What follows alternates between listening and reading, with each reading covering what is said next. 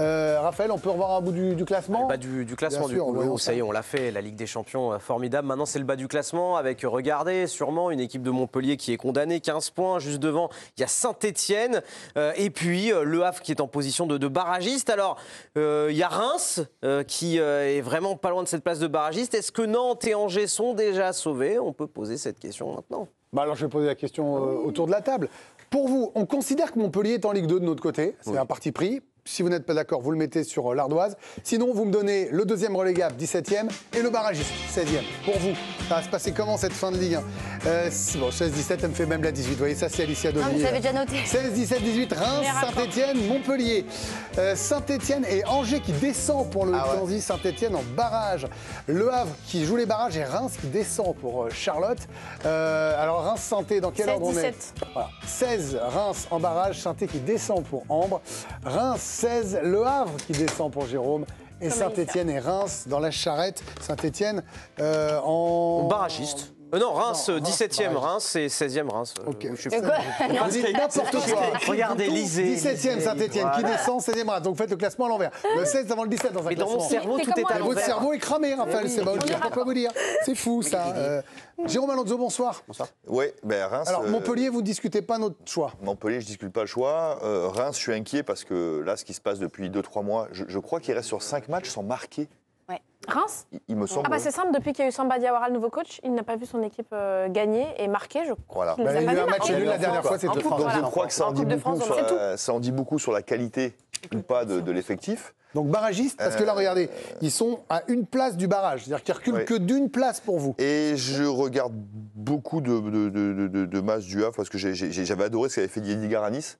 Et ils sont mieux. Oui, ils sont mieux, mais il faudra bien en choisir deux. Et voilà, je pense que il y a un levier qu'on active souvent dans l'émission, c'est savoir ce pourquoi tu joues. Je pense que Saint-Etienne, malgré effectivement le fait que je pense qu'ils soient peut-être moins forts que le Havre, ils sont rodés à ce genre d'exercice, quoi. Mais est-ce que vous êtes capable de vous détacher du cœur un maillot que vous avez porté? Complètement. Non, mais j'en doute pas, mais je préfère qu'on le dise. Aller plus loin. Je trouve que ce que fait Saint-Etienne au niveau du recrutement, du mercato, c'est complètement catastrophique de A à Z. Alors, pas me détacher plus du club que ça. Là, vous êtes bien détaché. Je dois choisir. Reims, je les mets sur barragiste ou relégable, parce que le momentum, là, il est catastrophique aussi. Et mon cœur balance entre Le Havre et Saint-Etienne. Et voilà, je vais mettre Le Havre parce que je trouve que ça va mieux là, mais il y a quand même beaucoup de secteurs de jeu. La chute de Reims sera pire pour Charlotte. J'ai l'impression, oui. Je ne trouve pas de solution ou de point positif du côté de Reims. Dans le groupe aussi, ça ne se passe pas très bien. Après, forcément, quand on joue le maintien et qu'on enchaîne les défaites et qu'on ne marque pas, parce que clairement, offensivement, c'est terrible. Quand on a des joueurs comme Teddy Thomas qui ne trouvent pas de solution, Ito, Nakamura, que ce sont des joueurs l'année dernière qui étaient incroyables. Nakamura, cette saison, heureusement qu'il est là d'ailleurs. Mais je ne trouve pas de point positif avec Reims. C'est pour ça que je les mets comme Montpellier. Et puis Le Havre. Je trouve que c'est... Donc Le Havre barragiste pour vous et Reims qui descend. Vous sauvez Saint-Etienne comme Jérôme, là. Je sauve Sainté, Le Havre... vous inversez juste barragiste. Qu'il soit irrégulier. Et je trouve que quand même défensivement, Le Havre... C'est un peu compliqué, mais ils peuvent faire de belles choses, du meilleur comme du pire. Contre Lille, ça a été très très bien dans le jeu. Donc c'est pour ça que je les mets barragistes, mais je ne les vois pas non plus descendre Le Havre. Vous êtes déjà plusieurs à être très inquiets pour Reims. C'est vrai que la situation elle est catastrophique. Reims qui reste sur 15 matchs sans victoire. Ça commence à faire très très long. Plusieurs raisons à ça. Déjà, l'éviction de Luka Elsner avec Samba Diawara qui est passé numéro 1. Ça n'a rien donné, aucun effet. Les départs de Marshall Mounetti et Emmanuel Agbadou au Mercato, ça a fait beaucoup de mal. Des pépins physiques récurrents chez certains joueurs. Des tensions dans le groupe, comme le disait Charlotte. Un président, Jean-Pierre Caillot, fragilisé, qui après avoir été très critiqué en interne sur notamment le sujet des droits télé, avait déclaré qu'il serait prêt à démissionner de son poste de président du collège des clubs de Ligue 1. Finalement, il est toujours là, mais aujourd'hui, on a un président qui est fragilisé. Bref, Reims qui est loin d'être au mieux. Malgré tout ça, le coach Samba Diawara reste persuadé que son équipe peut réaliser l'exploit face à Marseille samedi. On est capable de battre Marseille, on est capable de se relancer contre l'OM. C'est une équipe qui est dominante, donc ils aiment avoir le ballon. Ils attaquent en nombre. Quand ils n'ont pas le ballon, ils veulent le récupérer très rapidement en étant très agressifs. Oui, on s'attend à souffrir, mais 15e de Ligue 1, tu souffres à tous les matchs. Il n'y a pas le choix.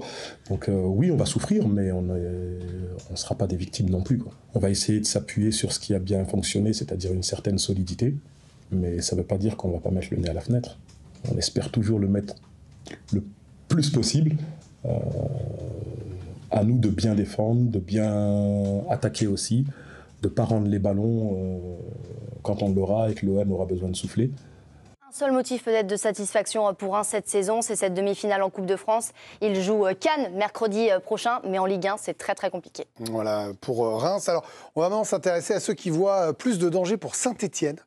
Parce que Reims, vous les mettez aussi en barragiste, Ambre, hein, c'est ça? Oui, ou, voilà, et je vois Saint-Etienne descendre directement. Ça me fait mal au cœur parce que j'adore cette équipe de Saint-Etienne, son public aussi, mais sympathique pour y étaler beaucoup. Cette saison, malheureusement, déjà, ils ont été plombés pas mal par leurs tribunes qui ont été fermées ou à domicile, ils n'ont pas pu en profiter.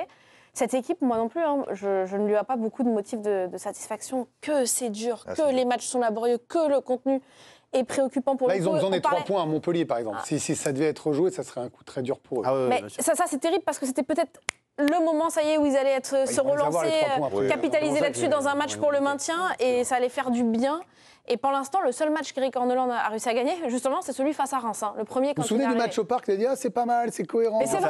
2-1, il y avait un petit quelque chose. L'effet Orneland, il arrivait. Et puis finalement, ça, pour l'instant, ça a fait pchit aussi parce que l'effectif dont il dispose, c'est très compliqué. Moi, j'ai noté surtout le calendrier. De Saint-Etienne. Raphaël, là, sous les yeux, là, vous l'avez. Alors moi, j'ai le calendrier sur les équipes qui se rencontrent directement pour le maintien. Le calendrier de Saint-Etienne, parce qu'il est hallucinant. Je l'ai noté, oui. Paris, Lens, Brest, Lyon, Strasbourg, Monaco.